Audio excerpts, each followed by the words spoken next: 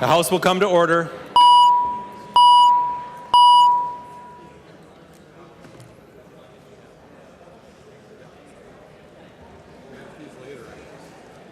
Supplemental calendar. The first bill on the supplemental calendar is House File 622. The clerk will report the bill.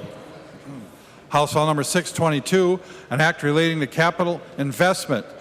The second engrossment. Recognize the member from Brown, Representative Torkelson, to introduce the bill. Thank you, Mr. Speaker and members. Today we have before us the long-awaited bonding bill. It has passed through Capital Investment and Ways and Means Committee, has now come here to the floor. The bill is $800 million in general obligation bonds, plus some trunk highway bonds and some cash. Trunk highway bonds, $70,070,000, and cash of general fund spending of $11,500,000. I'll go through the highlights of the bill, Mr. Chair and members, and then I will stand for questions.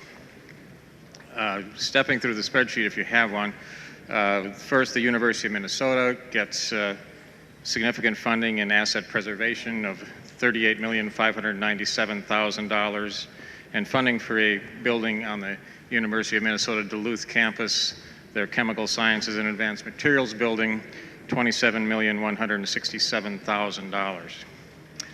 Minnesota State Colleges and Universities, their asset preservation figure is $36,098,000, followed by a number of building projects. Fergus Falls, $978,000, Wadena, $820,000, East Grand Forks, $826,000, Albert Lee, $7,427,000, North Mankato, $8,600,000, and St. Cloud State, $18,572,000. Those are the total numbers. Of that, 1/3 is user financed. The state's general obligation bond requirements for those buildings are $60,913,000 in total. Under the Education Department, we have $2 million in library construction grants and $14,070,000 for the Red Lake Sovereign Nation. Minnesota State Academies, asset preservation of $2 million, security corridor design, $50,000. Going on to the Department of Natural Resources, their asset preservation number is $12 million. Flood hazard mitigation of $3,500,000. Dam repair, reconstruction, removal, $1.8 million. I'm not going to list all the individual projects under that list, but there are a number of them. State trail development of $6,190,000. And then the Champlin Mill Pond project, $3,300,000. Total $33,990,000. The Pollution Control Agency, the St. Louis River Area of Concern project, which is couples with federal dollars. The figure there is $12,705,000. Then a project in the city of Redwood Falls to reclaim their lake, $7,800,000. Board of Water and Soil Resources, RIM projects, $6 million. And Local Government Roads Wetlands Replacement Program, $1 million. Department of Agriculture, these are the Rural Finance Authority loans. They don't actually show up as GO bonds because they are user financed, but the authorization amount there is $35 million. You might need a little extra time. Sanders's amendment is on the desk and he's not here. Going ahead then with the Minnesota Zoological Gardens, their asset preservation number is $4 million. Administration, the Centennial Parking Ramp structure. The Centennial Parking Ramp is the one that's over on campus here behind the Centennial Office Building. That particular building is in great need of repair. It happens to be partially blocked off right now. We have supports holding up the floors of the building and on a level or two, so that some of those parking places are not even available right now. So this is some of an emergency situation where we need to find funds for the Centennial Parking Ramp, the Administration Department's #1 priority of $7 million to get the work done there. Statewide CAPRA, again, these are asset preservation dollars requested by the Department of Administration, and the statewide CAPRA number is $2,500,000. Capital Complex Monuments, Memorials, and Repairs for Monuments and Memorials is $350,000. A total GO request from the Department of Administration for $9,850,000. MinIT, our IT department for the state, they need some money to repurpose state office data center facilities back to office space. General obligation bonds there of $1,432,000.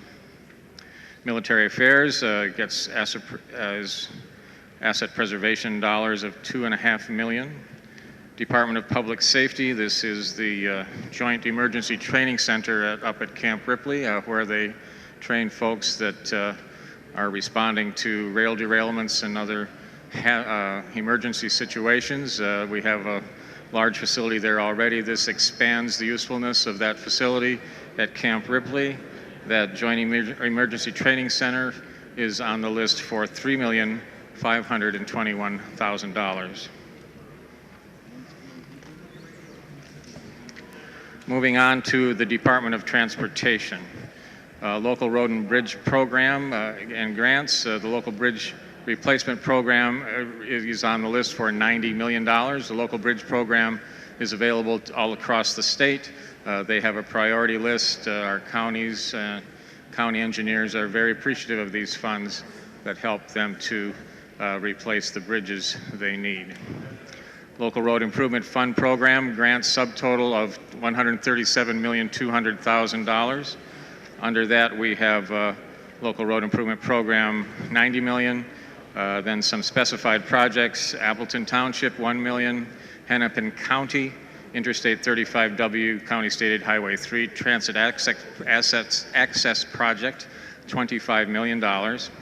Ramsey County, Interstate 694 and Rice Street Interchange, $20,500,000. Redwood County, a road to the state's Veteran Cemetery, $700,000. One of the governor's priorities and DOT's priorities, railroad crossing and railroad enhancement. The rail grade separation line is $26,749,000, which will fund two very important projects in the state.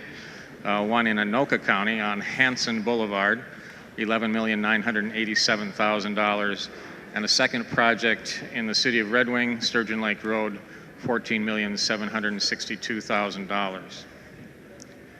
Highway rail grade crossing warning system replacement, an ongoing program funded with $1 million. And finally, the Minnesota Valley Regional Rail Authority, rail and bridge rehabilitation of $4 million. We do have, as I mentioned earlier, some trunk highway bonds in the bill. These trunk highway bond projects were brought over to me to be added to the general obligation bonds that are in the bill. There are four projects: U.S. Highway 12 in Hennepin County, U.S. Highway 212 interchange in Chaska. The Hennepin County project is $15 million. The Chaska project is $8 million. Interstate 35W and Lake Drive trunk highway improvements, $13 million. And the fourth project for trunk highway bonds, Interstate 94 and Brockton Lane interchange, $34 million. U.S. Highway 61 in Red Wing is on the list for trunk highway funds of $833,000. He's here. Moving on to ports and airports, the Port Development Assistance Program, an ongoing program, receives $5 million. Metropolitan Council Transitway Capital Improvement Program, $12,100,000. Inflow and Infiltration Grant Program dealing with our sewer and water projects in the Met Council, $2,500,000. And the Mall of America's Transit Station in Bloomington, the busiest transit station in the state of Minnesota, $8,750,000. Department of Human Services, their number one priority, the Minnesota Security Hospital Phase 2 in St. Peter in Nicollet County, $57,611,000. Construct new child and adolescent behavior health services in Wilmer, $7,530,000. The Anoka Metro Regional Treatment Center safety and security renovations, $2,250,000. And finally, the Hennepin County Regional Medical Examiners Facility, which is in the process of relocating. The money there gets them started on their project with $2,680,000. Veterans Affairs Department, asset preservation, $4 million. Department of Corrections, asset preservation of $8 million, and their number one building project, the St. Cloud New Intake Health Services and Loading Dock Phase 2, $19 million at St. Cloud State Prison. Moose Lake Master Control and miscellaneous renovation there at Moose Lake on that facility of $1.9 million. Under the DEED program, Employment and Economic Development, we start with TED grants, Transportation Economic Development grants of $6 million. Business Development, Public Information Structure, $10 million. Innovative Business Development and Infrastructure, $2 million. The City of Duluth has a project going on where they're going to be tearing up one of the main streets in the City of Duluth. This is an important and practical time to make a switch in their central heating plant. The central heating project turns that from steam to hot water. A costly project, but important for the City of Duluth, of $21 million. City of Litchfield Phase 2 for District 1, $3 million. Medelia, it's a small number, but it's an important project. The City of Medelia had a major fire, $98,000. City of St. James, Highway 4, another project where they're rebuilding a state highway and they need to do the infrastructure below it, $3,443,000.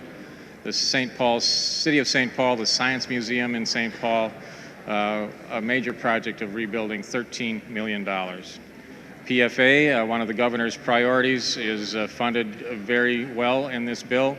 State Matching Fund, $17 million. Water Infrastructure Fund, $70 million. Water Infrastructure Initiatives, $46 million. City of East Grand Forks, $5.3 million. And the general fund appropriation for the Lewis and Clark Pipeline. This will be the last appropriation for this ongoing project.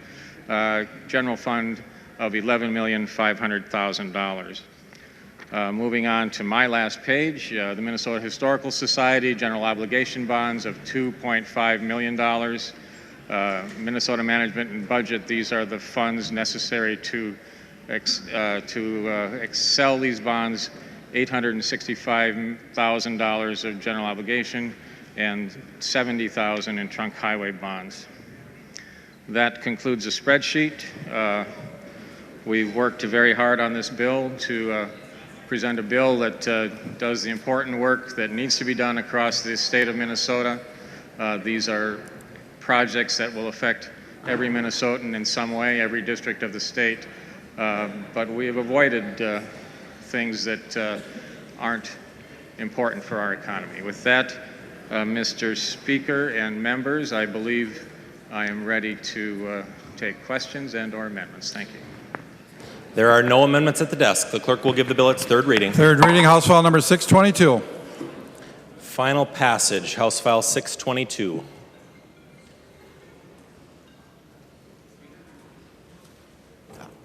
Representative Hausman. Thank you, Mr. Speaker and members. This inadequate bill is surprisingly not a small bill.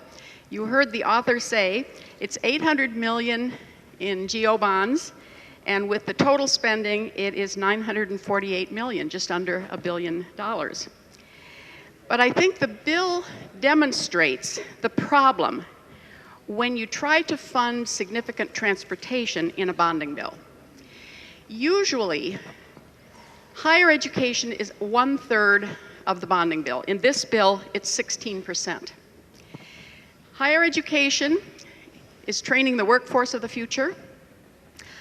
All of those universities are doing research and development that are going to produce the new 3M. It's what builds our competitive and healthy economy. This time, transportation is 1/3 of the bill. And as a result, many other things are zeroed out or underfunded. What is funded is strikingly partisan. Representative Carlson has distributed to your desks the MnSCU priority list. And you note that Bemidji State, Rochester, Hibbing, and Winona are skipped. We fund St. Cloud State, and then we skip Mankato and Coon Rapids and Century College and Brooklyn Park and Normandale and Moorhead and Inver Hills, and we fund Albert Lee. The bill funds flood mitigation projects in Browns Valley and Ortonville. And I am told by Kent Lockismo that they have not even applied for funding yet. They go to the head of the line in this bill. There are trail projects all over the state. You have many in your areas. But in this bill, the bill funds 2 state trails, Cuyuna and Glacial Lakes, both coincidentally in House majority districts. The bill skips over the #1 priority for rail crossings, the most dangerous crude oil route.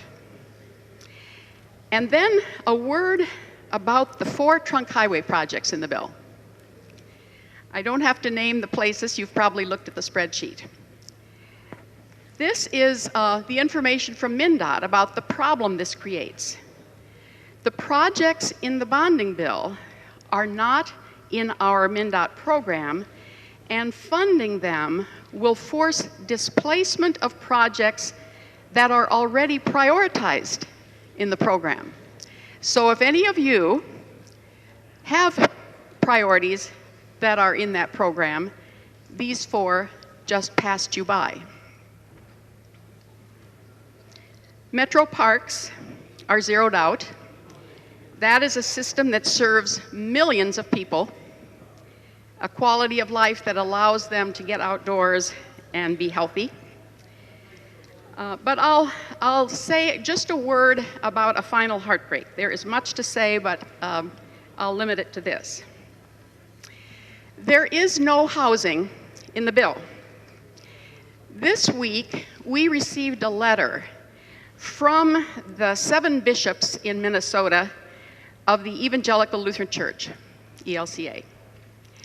And they sent it to some of us, but I think it did not go to all. And so I'm going to read a few themes from this. The bishops say, there is no part of our state that has sufficient housing affordable for low-income Minnesotans. The greatest factor leading to food insecurity, including and especially in children, are high housing costs. It has been shown that housing is the foundation.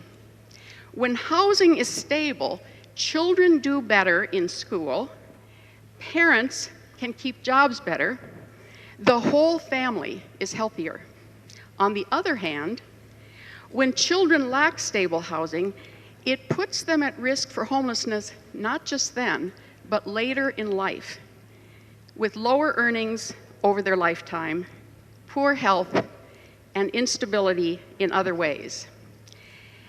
And then the bishops say that in the last few years, congregations have been seeing unprecedented struggles as families attempt to attain safe and affordable housing. Their congregations, their communities are all trying to help, but they are pressed. They can't handle it all, and they hope for state partnership in this very significant issue. Members, there are many things we could say about the bill. I believe we can and will do better.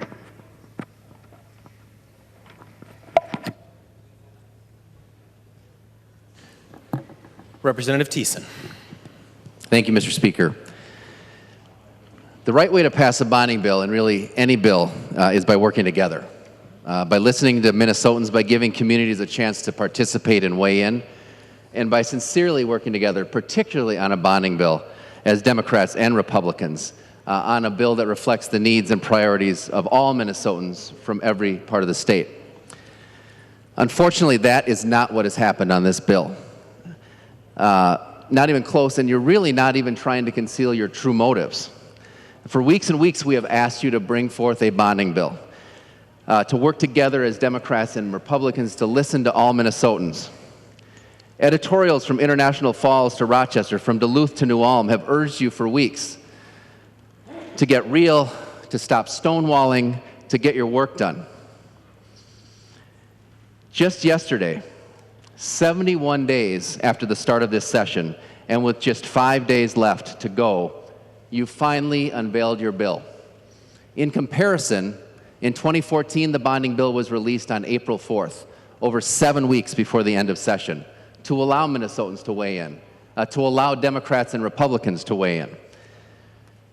The process you have followed simply has not respected Minnesotans. So we can talk about that process, which is unfortunate. We can talk about shutting out Minnesotans, but why does that really matter? It's because the result is also bad, because it ignores the priorities of ordinary Minnesotans. This bill is about the best politics for your caucus, for Republicans, not the best interests of the people of Minnesota. Just a few examples. And maybe the clearest example of all is the Moorhead rail crossing. It is, by consensus, the most dangerous and highest priority rail crossing in the state. Yet it is ignored in this bill in order to fund projects in Republican districts. That is unfortunate. Trunk highways, $75 million is spent on truck highways, including the largest investment, over $30 million in Majority Leader Pepin's district. Of those $75 million, any guess how many are included in Republican districts? $75 million. Any guess on DFL districts? Well, you can do the math. 0. Higher education projects, and Representative Carlson handed out the list. It's right there in black and white. Again, you have ignored the facts. You've funded projects in Representative Knobloch's district and Representative Bennett's district that were lower on Minskew's priority list, and ignored projects that were higher ranked and just as important in Winona, Rochester, Hibbing, Bemidji. What's the common denominator? Those are all DFL districts. Now, the point is not where what party a representative happens to be in. It's not whether a representative in a particular district is Republican or Democrat. The point is that we all in this body represent Minnesotans. And by picking and choosing, as you have done, based on partisanship, based on whether a representative is a member of the Republican Party, rather than placing the priority on Minnesotans, you're discriminating against and leaving behind hundreds of thousands of ordinary Minnesotans and communities all across this state. What you have done is put together a bill that ignores what's best for Minnesota in favor of what's best for your political interests. The bonding process, projects across the state that you are ignoring more generally, on investments in clean water, on higher education campuses, 0 money for affordable housing. Things like that, things like clean water, things like housing projects, things like higher education campuses, they are not dessert, as the speaker seems to think they are. These are bread and butter priorities for our communities across the state. The dessert you are serving up here today tastes terrible. Basic maintenance for our state is ignored in this bill. And that kind of basic maintenance is also not dessert. Any homeowner in this state will tell you, if you ignore maintenance on your home, if you just decide, I'm not going to fix that right now, what happens? It gets worse and it gets more expensive. You are funding less than a quarter of the requested maintenance in this bonding bill. That doesn't mean you're saving money. That means you're making it more expensive in the future to actually take care of what we already have. Again, these things are not dessert. These are things that you have to do. So just like ignoring fully funding things like the St. Peter project, which is going to put our public servants' lives in danger, you're ignoring the basic things that government ought to be doing in this bill. And again, you're doing it solely to serve your partisan political interests. Now, kind of the biggest irony here is that there is a shred of possibility and positivity for Minnesotans who are tired of the charade that you've played with the bonding bill all year, the game of hide and seek that you've played with the bonding bill all year. Just yesterday, you appointed a conference committee to actually do the real bonding bill. So there's a conference committee already sitting out there, members, that's waiting for this bill to take a vote on for some reason so that the real work can start on Democrats and Republicans sitting across the table from each other and putting together a real and meaningful bonding bill that actually serves the people of Minnesota. That is the only part of today that gives me any hope. We have 82 hours left, 82 hours and 10 minutes left before the end of session. It's time for us to get to the vote, to get to our real work and get the job done, not only on the bonding bill, but on a transportation bill, on a tax bill, on a supplemental spending bill that focuses on the real work of government in this state.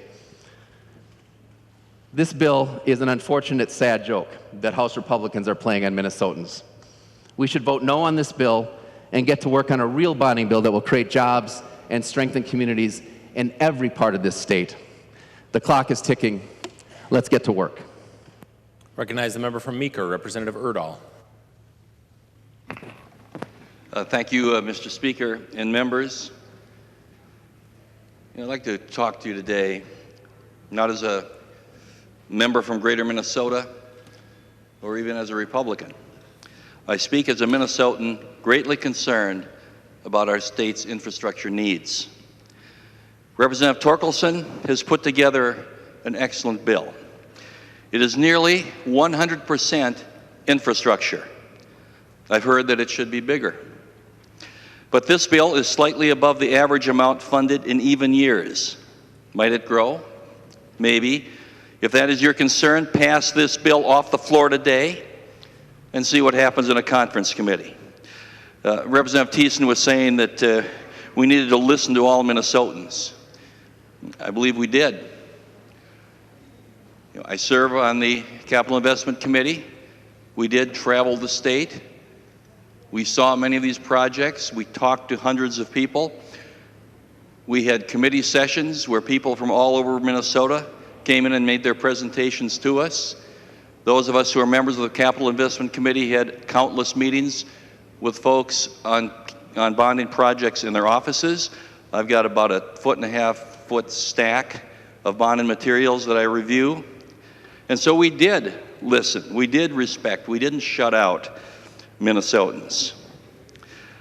I've heard comments just now that this is too partisan. Well, this bill is very heavy on local roads and bridges, set by a rating system. And those needs don't know political parties. PFA funding in this bill is double what it has ever been before. This is for water and wastewater. PFA doesn't make decisions based on a party, but by a point system. The more money we put into PFA, the farther down the list we can go. And this is a record amount. I haven't broken it down by numbers, but significant funding was put into DFL districts. A few examples. The Duluth Steam Plant at $21 million. St. Louis River Cleanup at $12.75 million. The Metro Orange Line, BRT, $12,100,000. Mall of America Station, $8,750,000. Science Museum, $13 million. Hennepin County Medical Examiner, $2,680,000. The Centennial Parking Ramp, $7 million. South Central College in North Mankato, $8,600,000. The Minnesota Security Hospital in St. Peter, $57 million. There's important language here dealing with previous funding for Inver Grove Village Heritage Park and a West St. Paul crossing. There's RIM money, there's Bowser projects across Minnesota that helps ensure clean water for everyone. These are just a few examples. I've only voted no on one bonding bill in my 14 years here. So under DFL-controlled DFL bonding bills, during Republican bonding bills, I voted for them. And the one time I did vote no, it wasn't on final passage.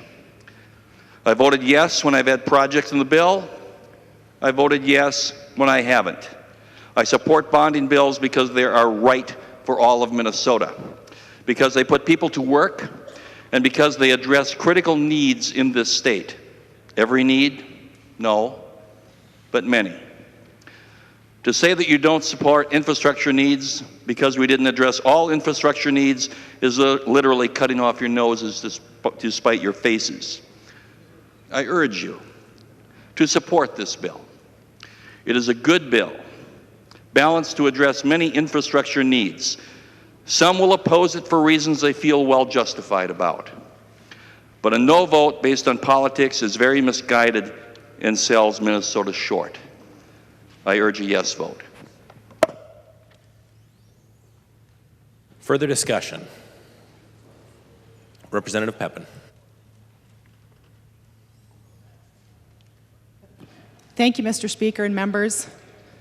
This has been an interesting discussion. I was thinking we're going to be here for lots of hours as you came forward with your priorities. I guess I shouldn't be too surprised. You may recall, Representative Thiessen, I've asked you a few times in our Monday morning meetings what your ideas were for the bonding bill, what the size that you wanted for the bonding bill. You said nothing. Representative Torkelson, I know, has worked together with you, but I think now we know what the problem is. I think Chair Hausman and actually Representative Thiessen last night, you said it best. The problem that we have with the bonding bill, that I'll put the quote from Chair Hausman, or excuse me, Lead Hausman, the bill has massive amounts for transportation and water, local roads and bridges. See, that's the crux of the problem. Our priority throughout the session has been putting forward middle-class tax relief and roads and bridges throughout the state. The DFL has wanted to hold roads and bridges throughout the state hostage, the Southwest Light Rail, for trains in Minneapolis. You want a half-cent sales tax so that we can take care of Minneapolis and once again ignore suburban and rural Minnesota. You should be worried about that, Representative Marquardt. I think that's highlights the problem pretty well, because it can't be that you think it's a partisan bill, because if you look at it, there's $200 million for DFL district-specific projects and $232 million for Republican projects. Representative Schultz, I think that you should like the bill. I know there's lots of projects for Duluth, and you actually said in your local paper that this is the best project for Duluth that the city has ever seen. The best bonding bill projects for Duluth that the city has ever seen. Guess what? No Republicans represent Duluth, and we haven't for probably 20, 25 years. But Representative Schultz thinks it's the best bonding bill that Duluth has seen. What else is in the bill?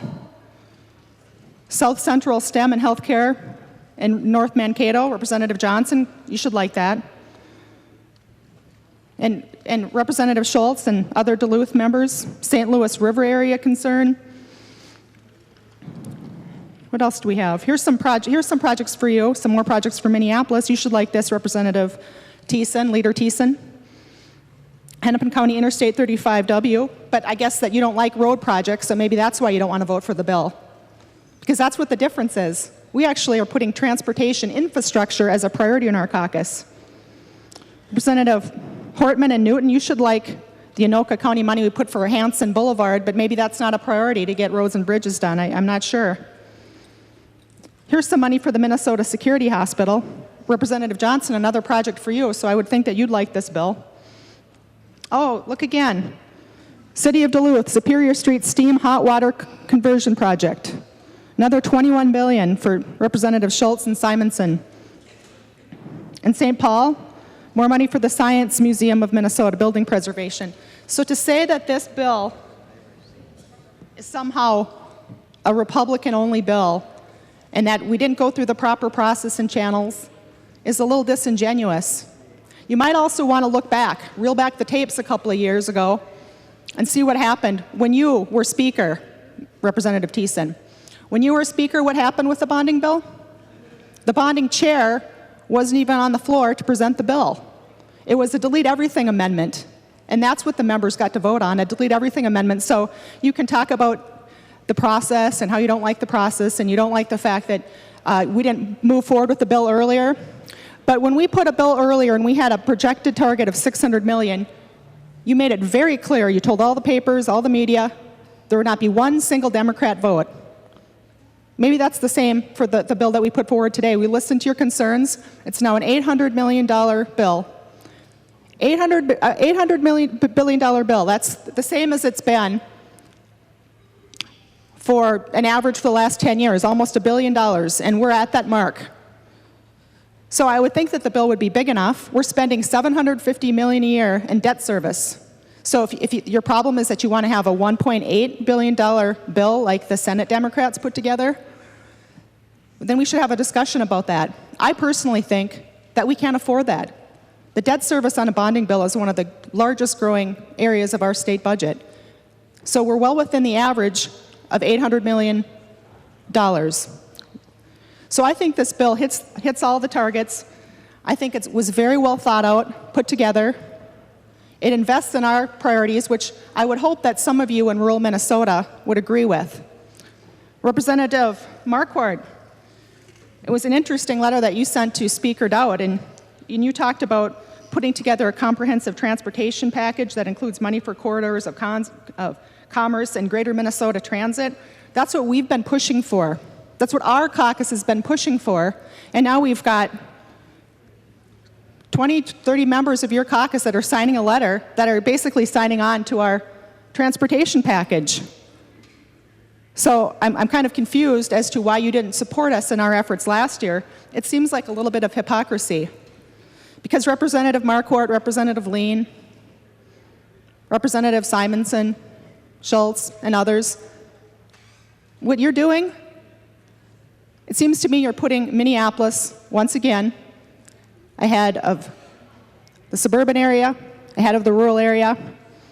And frankly, Representative Marquardt, your side of the aisle doesn't even, the left side doesn't even seem to know what the far left side is doing.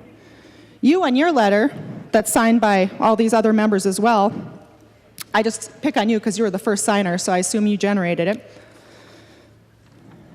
You say you want to adequately fund adequately fund clean water infrastructure programs. So looks like you and the members that signed, Representative Murphy, Metza, Eklund, Considine, Poppy, Anzels, oh, some of you have bad handwriting, I can't read it. Bly, Johnson, Liebling, Norton, Schultz, Purcell, 3 or 4 of them I can't read, but you apparently want to fund clean water and infrastructure and roads, but your actions don't match up. You say you want to fund those things, but then your lead says that we're spending too much on roads and bridges and clean water. So I think you sort of have to figure out what you want to do. You can choose to vote against this bill today if you want, but I have to tell you, if you do, you're voting against one of the best bills that we put forward. Just ask Representative Schultz. Certainly the best bill for Duluth. It's almost evenly balanced in projects. It invests heavily in roads and bridges, which I think Minnesotans want us to invest in. It invests heavily in clean water, which the governor said was a priority of his. We listened to the people. The committee toured the state for the last over a year and a half, and they put together a great bill. So Representative Torkelson, I'd like to thank you for your work. You put together a great bill, and members, I would encourage a green vote. Representative Torkelson.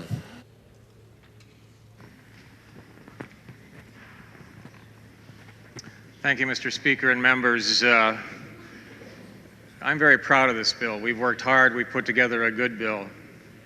The DFL has characterized this as being something inappropriate and unfair. Frankly, that's alarming. You've somehow painted a picture that I've done things in the dark of night and without paying any attention to the people that are interested in these bonding projects, that I've withheld information, that I've been secretive, that I've been, just taking this as some kind of joke. It couldn't be any further from the truth. We've worked hard. My staff and I have worked very hard to assemble a bill that reflects the needs of Minnesota, spends these funds wisely. Bonding is spending. Borrowing is spending. We have low interest rates, but we still have to pay all this money back. So a reasonably sized bill is the bill that makes sense for the state of Minnesota. A reasonably sized bill with the priorities that match the priorities of our state. I've been accused of inappropriate priorities. There were $3.4 billion in requests that were processed by MMB prior to session. We had a bunch of further requests coming in from both sides of the aisle, frankly. So by the time we got to assembling this bill, we had $5.2 billion of bonding requests. It's challenging to put 5.2 billion potatoes in an 800 million size bag. It's impossible to put everything in. We have to prioritize. You accuse me of prioritizing without paying attention to others. I'm just going to go through a few priorities here. University of Minnesota, after HEPR, their number one priority is the Chemical Science and Advanced Materials Building at UMD. It's funded in this bill. MNSCU, after HEPR, their number one priority is South Central College in North Mankato. It's funded in this bill. There are the next three projects funded for MNSCU are their next three priorities. We took their first four priorities in order, and they're all funded in this bill. Education, the Education Department's number one priority was funding for the Red Lake sovereign nation. It's funded in this bill. PCA's number one priority is the St. Louis River Estuary near Duluth. That cleanup project, which is near and dear to my heart, frankly. I serve on the Great Lakes Commission. They've been working on this for decades. The light is at the end of the tunnel. We will be able to see that project completed in our lifetimes. That estuary was a horrible mess. I just heard a report this morning on the radio about how bad it was not that long ago. Today, they're fishing in the St. Louis estuary. It's getting better. Not perfect. We still have issues, but this money in this bill will move that project forward. That's funded in this bill. The Board of Water and Soil Resources, their number one priority, Reinvest in Minnesota, is funded in this bill, not to their full request. There wasn't room for their full request, but we do address the issue in this bill. The Department of Agriculture, their number one request is the Rural Finance Authority authorization for those user finance bonds. They're in this bill. Administration's number one priority, the Centennial Ramp that I talked about earlier, their number one priority is funded in this bill. Department of Transportation, their number one priority, rail grade separations. We were unable to fund all of them, but we funded two of them, and we're moving those projects forward. They're funded in this bill. Department of Human Services, the St. Peter Security Hospital. Yes, we cannot fund the full amount, but in my book, $57 million, followed by the $56 million that was allocated in the last biennium, is a significant amount of money and will do a lot of good work in St. Peter. What we delayed is a separate building that, yes, it will cause some difficulties, but we can't fund everything. We can't fund everything immediately. We have to make priorities, and this is the priority we decided upon. It's funded in this bill. Department of Corrections, their number one priority, the Intake and Processing Center at St. Cloud State Prison, is funded in this bill. Finally, we've talked a lot about clean water. You probably know that I work a lot in the clean water area. It's the one area where I've said many times that the governor of the state of Minnesota and I agree. This is a priority area. It's funded at a much higher level than it's ever been funded before. These are grant programs that go out to help our cities all across the state of Minnesota.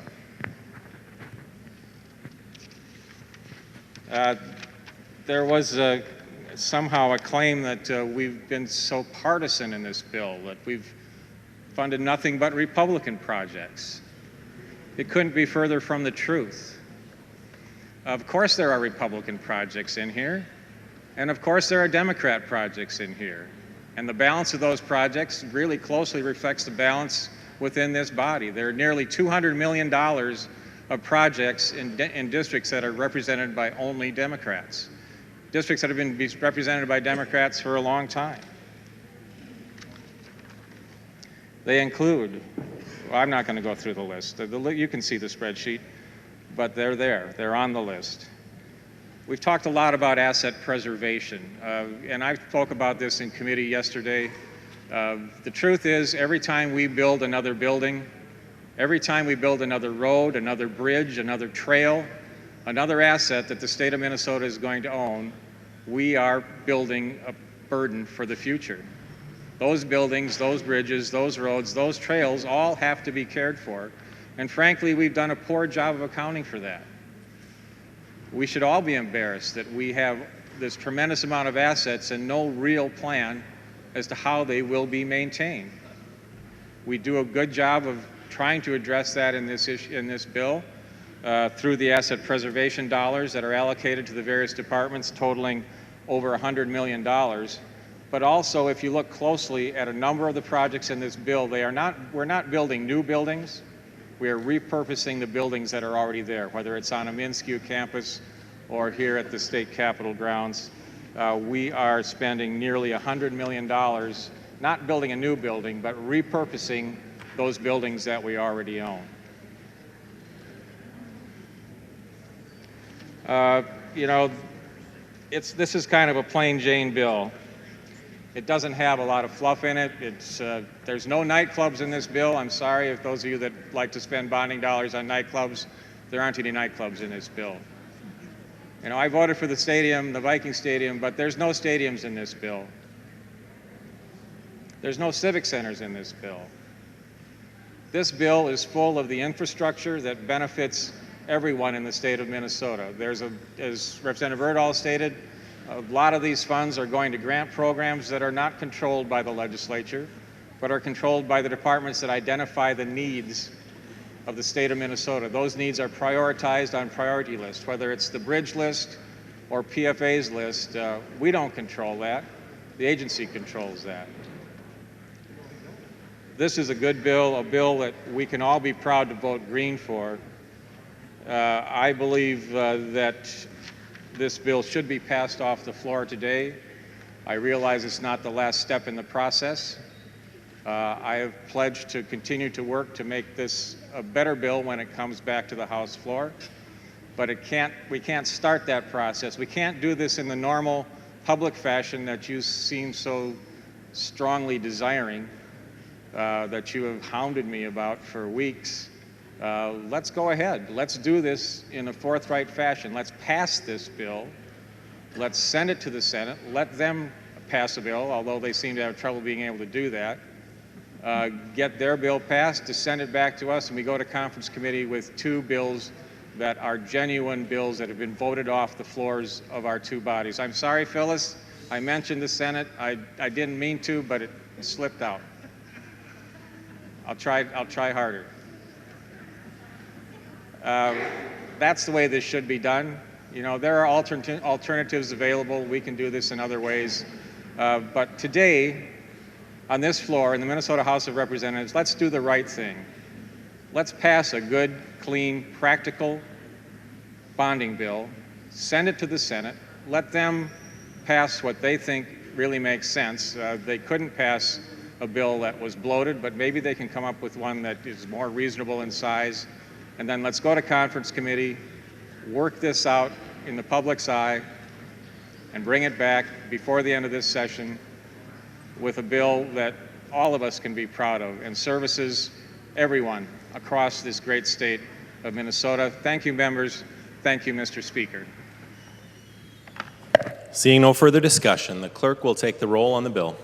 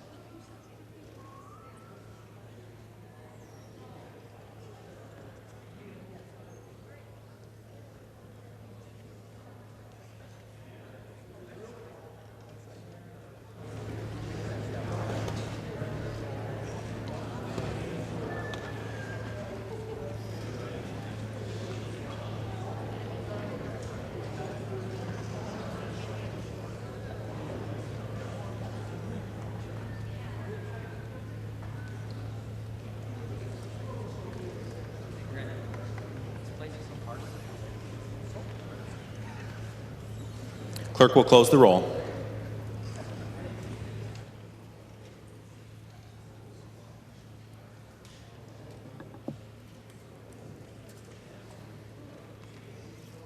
There being 69 ayes and 64 nays, the bill does not pass.